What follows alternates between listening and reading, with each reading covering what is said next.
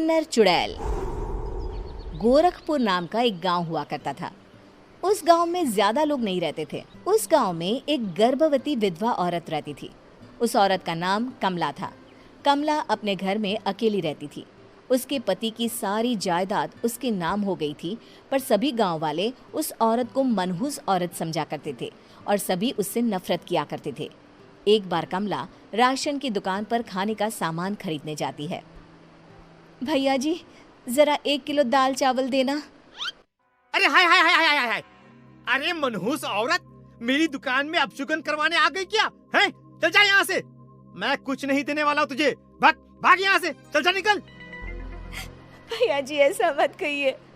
मैं गर्भवती हूँ, मुझे खाने की बहुत जरूरत है। मुझे खाना दे दीजिए। दुकानदार कमला को वहां से धक्के मारकर भगा देता है।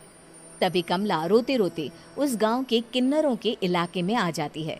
गांव वाले किन्नरों को उसी इलाके में रखा करते थे, क्योंकि वो लोग किन्नरों को पसंद नहीं करते थे और उनके इलाके में रहने से मना करते थे। तो किन्नरों ने उसी गांव में अपना एक इलाका बना लिया था। जब किन्नर लोग देखते हैं कि एक गर्भवती महिला रोते रोते उनके इलाके में आ गई है, तो सारे किन्नर कमला के पास जाकर उसका हाल पूछने लगते हैं। क्या हुआ बहन, तुम्हारी गर्भवती अवस्था में इतनी बुरी हालत कैसे? तुम रो क्यों रही हो? तुम डरो मत, हम तुम्हें कोई नुकसान नहीं पहुंचाएंगे। तुम शांत होकर सब बताओ कि हुआ क्या है। मैं कमला हूँ। मैं गांव के दूसरे इलाके से आई हूँ। 2 महीने पहले ही मेरे पति की मौत हुई है। मुझे गांव के लोग मनहूस मानते हैं, क्योंकि मैं विधवा हूँ और गर्भवती भी। वहाँ के लोग मुझे खाने के लिए कुछ बेचने के लिए भी तैयार नहीं, जिससे मेरा गुजारा नहीं हो रहा था। कोई बात नहीं कमला, हम तुम्हारा ख्याल रखेंगे। किन्नर लोग कमला को एक खाली घर में रहने के लिए जगह दे देते हैं और उसकी देखभाल भी करते हैं। कुछ ही महीने बाद कमला अपने बच्चे को जन्म देती है, पर अफसोस, कमला बच्चे को जन्म देते ही अपनी जान गंवा देती है। जब सब किन्नर बच्चे को देखते हैं तो बहुत खुश हो जाते हैं, क्योंकि वो बच्चा भी किन्नर ही था। कमला ने एक किन्नर बच्चे को जन्म दिया था। अब इस बच्चे की देखभाल कौन करेगा? हम तो इस बच्चे को गांव के दूसरे इलाके में भी नहीं भेज सकते। और तो क्या हुआ, इस बच्चे की माँ नहीं रही तो हम इसे पालेंगे। अब ये हमारे इलाके में रहेगा, हमारे साथ रहेगा। फिर वो किन्नर उस किन्नर बच्चे को गोद ले लेते हैं, उसका नामकरण कराते हैं। उस किन्नर बच्चे का नाम शक्ति रखा जाता है। देखते ही देखते शक्ति बड़ी होने लगती है। उसके रंग रूप बहुत सुंदर थे। वो बहुत सुंदर किन्नर दिखती है। एक दिन शक्ति एक किन्नर से पूछती है, माँ जी सुनिए ना, ये गांव के दूसरे इलाके में भी तो लोग रहते हैं, तो हम वहाँ क्यों नहीं जाते? हम उनसे अलग क्यों रहते हैं? शक्ति, क्योंकि वो लोग हमारे जैसे नहीं, वो लोग हमें पसंद नहीं करते, इसीलिए हम उनसे अलग रहते हैं। क्यों? वो हमें क्यों पसंद नहीं करते? मुझे एक बार उस इलाके में जाना है। मैं एक बार वहाँ जाकर घूम कर आऊं। शक्ति, खबरदार, जो तू उस इलाके में कभी भी गई तो अपनी जान नहीं गंवाना चाहती तो उस इलाके में कभी कदम भी नहीं रखेगी, समझी? इतना कहकर वो किन्नर वहां से चली जाती है। शक्ति उस किन्नर की बात सुनकर बहुत रोती है। माँ जी, ऐसा कैसे कह सकती है? उन्होंने इतनी सी बात के लिए मुझे इतना डांटा। अब तो मैं उस इलाके में जरूर जाऊंगी। फिर एक दिन शक्ति गांव के दूसरे इलाके में चुपके से जाती है। ये लोग तो हमारे जैसे ही इंसान हैं, तो ये हमसे नफरत क्यों करते हैं? जब शक्ति उस इलाके में पहुंचती है तो गांव के सारे आदमी उसके रूप से मोहित हो जाते हैं। वो लोग ये अंदाज़ा नहीं लगा पाते कि वो किन्नर है। शक्ति की सुंदरता देखकर सारे गांव वाले उसकी तारीफ करने लगते हैं।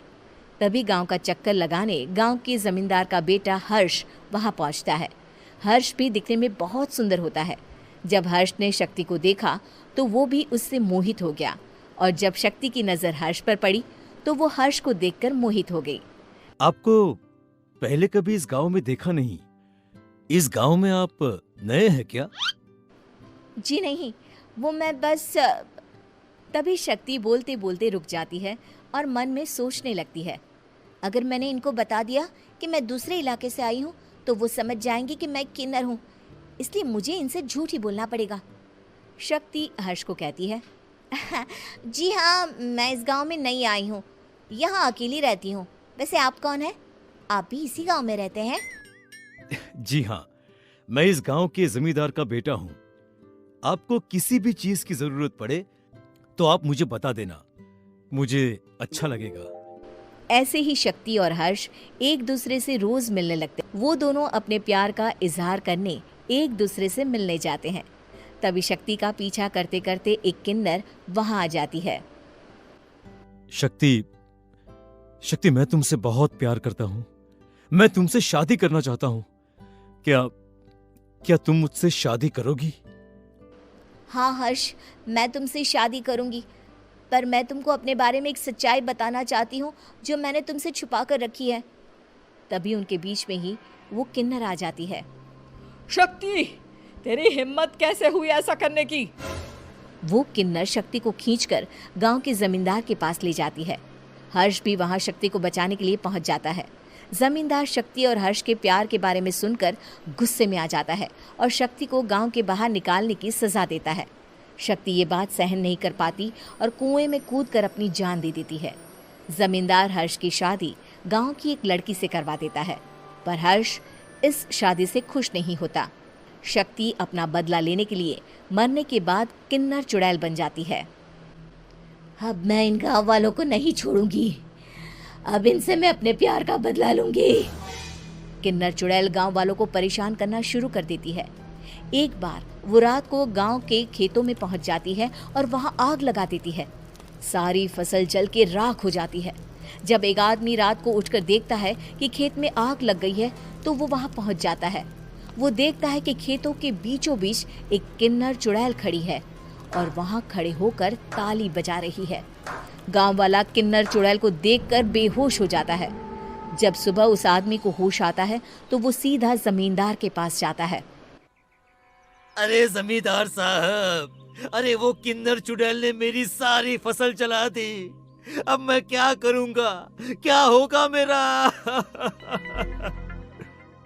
जमींदार चुड़ैल किन्नर का नाम सुनते ही सब कुछ समझ जाता है। अब वो बहुत डर जाता है।